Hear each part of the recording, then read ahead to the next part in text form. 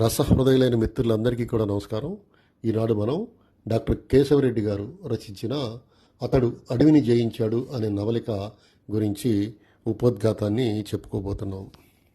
1984లో ప్రచురితమై ఇప్పటి వరకు తన అస్తిత్వవాద నిసర్గ సౌందర్యంతో పాఠకులను అలరించిన కేశవరెడ్డి అతడు అడవిని జయించాడు నవలిక నిస్సందేహంగా తెలుగు సాహిత్యంలో విశిష్టమైన రచన. లేశమాత్రమైన కథాంశంతో అనామకుడు అపరిచితుడు అయిన నాయకుడితో అద్భుతము అపూర్వము అయిన అరణ్య నేపథ్యంలో తన రచనను ఒక పురాణ గాథ స్థాయికి తీసుకువెళ్లారు కేశవరెడ్డి. అతడు అడవిని జయించాడులో కథా సమయాన్ని రచయిత ఒకానొక సూర్యాస్తమయాన మొదలుపెట్టి సూర్యోదయానికల్లా ముగిస్తాడు. ఈ అస్తమయ ఉదయాల మధ్య పందుల్ని సాకే ఒక అనామక ముసలివాడి బహిరంతర అన్వేషణ, అడవిలో చిక్కులుగా ముడులుపడి మానవ జీవితంలోని అస్తిత్వ సంఘర్షణగా సామాన్యీకరించబడి తీగలై నిర్నిరోధంగా సాగుతుంది.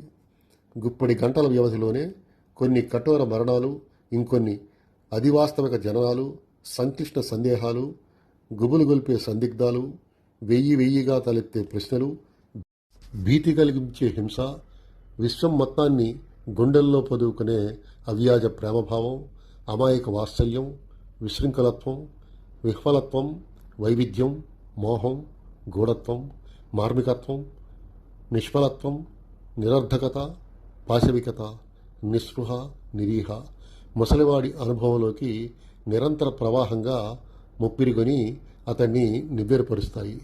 అతని అంతరంగం ఎక్కడో మొదలయ్యి ఎక్కడో అంతమయ్యే అరణ్యంగా, స్థిరపరిచిన యుద్ధ రంగంగా సాక్షాత్కరిస్తుంది.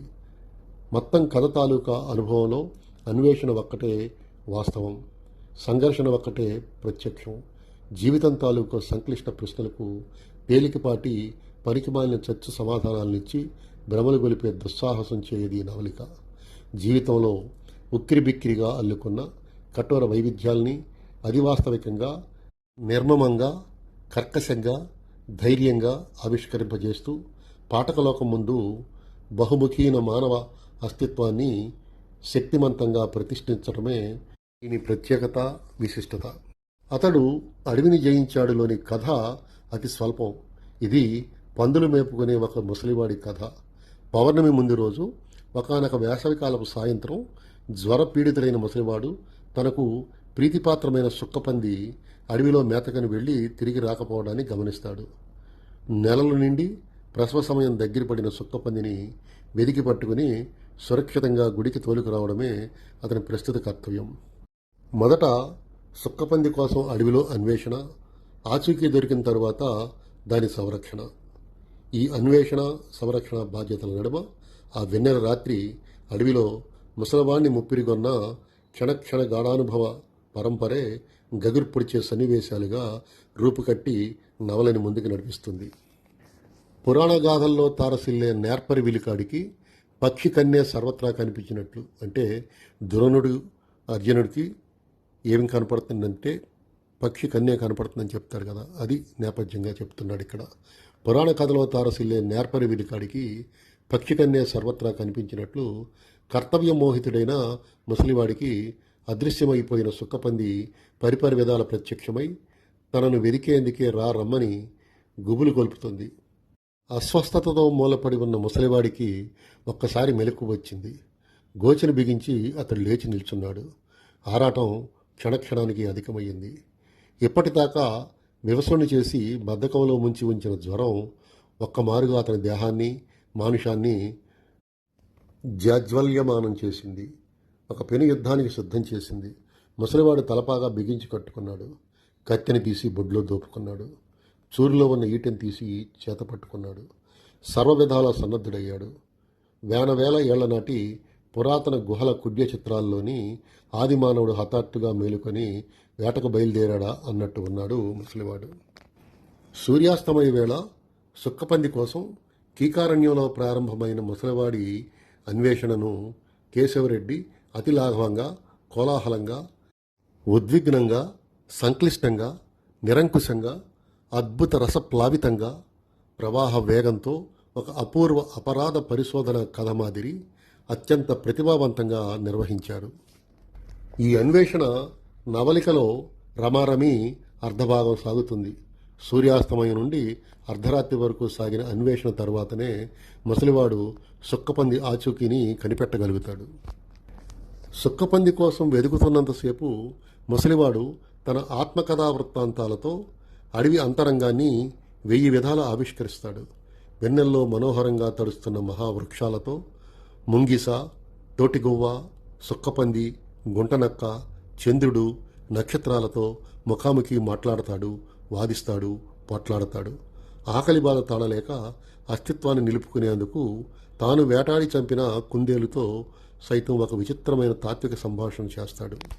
నిద్రలో కనిపించే కలవలేవన్న అడవి దారిలు గుండా నడుస్తూ అడవి మహా విచిత్రమైంది, దాని రహస్యాలు బహుశా దానికే తెలియవేమో అంటూ అబ్బురపడతాడు. అద్భుతాలకు ఆలవాలమైన ఈ అడవిలో, తామసానికి ఆటపట్టైన ఈ అడవిలో, ప్రాణం ఎదిగినంతగా మనసు ఎదగని ఈ అడవిలో సుక్కపందికి ఎటువంటి ముప్పు వాటిల్లిందో అని ఆందోళన చెందుతాడు. అర్ధరాత్రి నుంచి కథ 2వ భాగం మొదలవుతుంది. అప్పటిదాకా అడవి తాలూకు సౌందర్యం, రమణీయకత, ఆనందం, అద్భుత రసప్లావితమైన నవలిక నిలువెల్లా సాక్షాత్కరిస్తాయి. అర్ధరాత్రి సుక్కపంది ఆచూకీ దొరికిందే తడవుగా దాని సంరక్షణే ముసలివాడి ముందు పెను సవాలై కూర్చుంటుంది. తన మిత్రులెవరో, శ్రేయోభిలాషులెవరో తెలుసుకోలేని మొరటి జీవనాన్ని కంటికి రెప్పలా కాపాడబోనటం నిజంగా ముసలివాడి పాలిట పెను సవాలే. తోడేళ్లు, గుంటనక్క రూపంలో మృత్యువు వికటాట్టహాసం చేస్తుంది. ప్రపంచంలోని నైత్యమంతా అడవిలోకి దిగివచ్చి ముసలివాడికి ముచ్చెమటలు పట్టిస్తుంది. ప్రకృతి క్షణక్షణం వికృత రూపం దాల్చుతూ వెంటాడి అతని కర్తవ్య విమూఢిని చేస్తుంది. కథ ముదిరి చేదెక్కి బీభత్సరస ప్రధానంగా సాగి ఒక మహావిషాదంగా ముగుస్తుంది. ముసలివాడు నిద్రలోంచి మెలకులోకి పడటంలో మొదలైన కథనం మళ్ళీ మెలకులోంచి నిద్రలోకి జారుకోవడంతో ముగుస్తుంది. అతడు అడవిని జయించాడు నవల్లో ప్రధాన మానవ పాత్ర ఒకటే. ఆ పాత్ర వేషం, భాష అంతా నిరలంకారం, అంటే అలంకారం లేనిదన్నమాట. నవల నిడివి బహు తక్కువ, సన్నివేశాలు బహు స్వల్పం. ప్రధాన పాత్ర ముసలివాడి నిత్య జీవితం సరళాతి సరళమది. అతని ఆస్తి స్వల్పం. అతని ఆయుధాలు 2, ఒకటి కత్తే, మరొకటి ఈటే. అతని అవసరాలు కూడా తక్కువే. అతనికి ఉన్న ఒకే ఒక్క తోడు పందుల్ని కాచే పిల్లవాడు. ఇంతటి అల్పమైన సంబరాలతో అస్తిత్వ సంఘర్షణలోని అనల్పార్థాన్ని సాధించగలగటం ముసలివాడి విజయానికి పరాకాష్ట. ఈ కథలో అడవి నేపథ్యాన్ని ఎన్నుకొని ప్రతిభావంతంగా నిర్వహించడం కేశవరెడ్డి గారు చేసిన గొప్ప సాహసం. తెలుగు పాఠకులకు పూర్తిగా అపరిచితమైన అడవి నేపథ్యాన్ని వందలాది వృక్ష జంతు జాతులతో నింపి అడవిని రమణీయంగా, క్రూరంగా, వైవిధ్యభరితంగా, ఆర్ద్రతతో, ఉత్కంఠతో, ఉద్విగ్నంగా ప్రతిష్ఠించడం కేశవరెడ్డి గారికే చెల్లు. ఈ కథలో అధినాయకుడు అంటే హీరో ఒక అనామక, అపరిచిత వ్యక్తిని, అందున పురాతన శిల వంటి ముసలివాడిని ఎన్నుకోవటం రచయిత కేశవరెడ్డి గారు చేసిన గొప్ప ఫీట్ అది. ముసలివాడు నాగరికతా సమాజానికి దూరం, శిష్టజన సమూహాలకి బాహ్యుడు. అందువల్లనే బేతాళ కథ లాంటి ఈ అస్తిత్వవాద నవలకు పట్టువదలని విక్రమార్కుడు లాంటి అధినాయకుడిగా ముసలివాడు సరిగ్గా సరిపోయాడు. సంకల్ప దీక్షతో కర్తవ్య చోదితుడై కాళరాత్రి కీకారణ్య మధ్యంలో జీవితపు చీకటి శక్తులతో ద్వంద్వయుద్ధం చేసి ఉదయానికి కఠిన ప్రశ్నల్ని, కఠోర వాస్తవాల్ని ఎంత ప్రయత్నించినా బద్దలు కానీ జీవిత మార్మికతను మోసుకొని గుడిసెకు తిరిగి వచ్చే సైనికుడు ముసలివాడు. ఒక అధోమానవుణ్ణి అధినాయకుడిగా చేసి ఈ ఉత్కృష్టమైన కథకి అధినాయకుని చేయడంలోనే ఉంది కేశవరెడ్డి గారి అసలైన విజయం. రేపటి నుంచి రోజుకొక పావుగంట పాటు అతడు అడవిని జయించాడు అనే నవలికని మనం చదివి, విని, ఆనందించి దానిలో చేసిన అద్భుతమైన వర్ణనలను అన్నీ కూడా మనం చక్కగా ఆస్వాదిద్దామని చెప్పేసి మిత్రులందరికీ కోరుతూ ఈనాటికి ముగిస్తున్నాను. మిత్రులందరికీ శుభరాత్రి. నమస్కారాలతో మీ ఆదిశేషు.